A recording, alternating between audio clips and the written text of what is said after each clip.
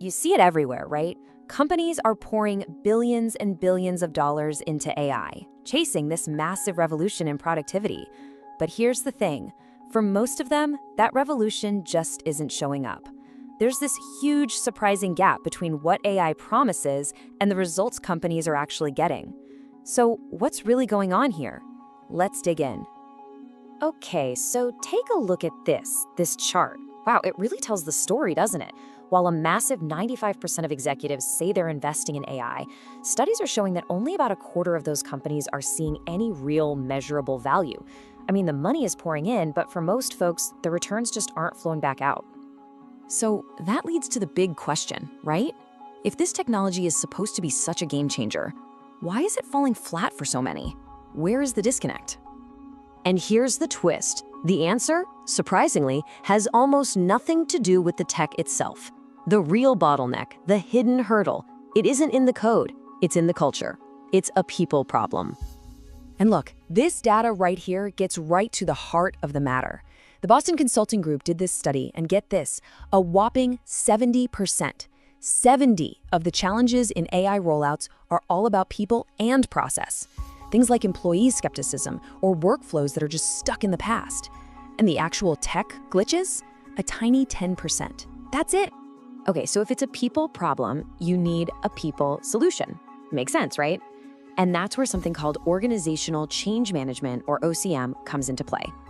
It's basically the playbook for guiding your team through a big change, making sure a new tool is actually understood, trusted, and, actually used. Let me tell you a quick story. It's a classic example of what happens when you totally forget about OCM. So this company, they built this fantastic AI chatbot to handle all the common HR questions. The goal was to cut a 30-minute phone call down to a 5-minute chat. And the tech? It was perfect, flawless. But then they launched it, and nothing. Crickets. Employees just kept doing what they'd always done.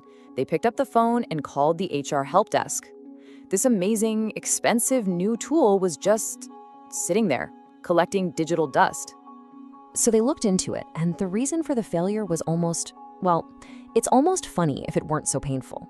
The only time this powerful new AI assistant was ever mentioned was in a single line buried on page 47 of some long, boring onboarding manual. No big announcement, no training, not even an email. They built the what, but they completely forgot the how. Okay, so how do you make sure that doesn't happen to you? Let's break out the playbook, shall we? There are really 5 key pillars for getting the human side of an AI transition right. It really boils down to 5 key things. It all starts with having a super clear vision. Then you've got to engage your people, train them up, and even redesign how work gets done. And all along the way, you have to be communicating and celebrating the little wins. Let's talk about that first one, the vision. This is so critical. You have to sell the why. This isn't about AI is coming to replace you. No, it's about we're giving you a superhero sidekick to handle all the boring, repetitive stuff so you can finally focus on the cool, strategic work that you're actually great at. And that leads right into engagement. This means you've got to make people part of the journey, not just passengers along for the ride. Find those people who are excited, your change champions, and let them lead the charge. Get teams involved in the design and testing. See, when people help build the thing, they own it. It becomes their tool, not some mandate from on high. And that engagement, it's the fuel for everything that comes next. It's how you design training that actually works, because your people tell you what they need to know. And it's how you redesign your workflows so the AI tool actually slots into their day instead of, feeling like a clunky add-on that just gets in the way. Now, of course, even if you do all of this perfectly, you're gonna hit a wall. It's the biggest human hurdle of them all, resistance. And it's usually driven by one thing, fear. So how do you win those hearts and minds? Yeah, this is the big one, the elephant in the room. Is this thing going to take my job? It's what everyone is thinking, even if they don't say it out loud. And you have to tackle that head on. And that's why you have to get out ahead of it and completely reframe the narrative. The message has to be crystal clear. This is not a replacement. This is an upgrade. We're giving you a tool to augment your skills, to take away the grunt work, so you can do more of the high-impact stuff that really moves the needle. But look, you can't just say it once. Building that trust takes real, consistent action. That means being radically honest about job security. It means creating a culture where it's okay to mess up and learn. And it means proving, through your actions, that this AI is going to be used as a force for good, ethically and responsibly. So when you boil it all down, what does this all come back to? Leadership. That's it.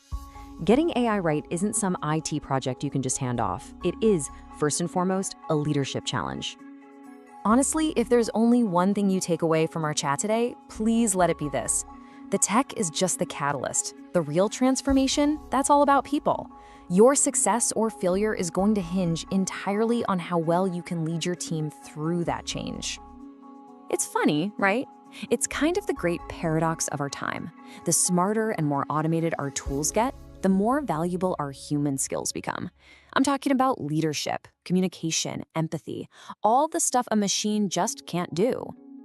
So I'll leave you with this final question. I know you're investing in the tech, but are you really investing in your people? Is your organization actually ready for the human side of AI?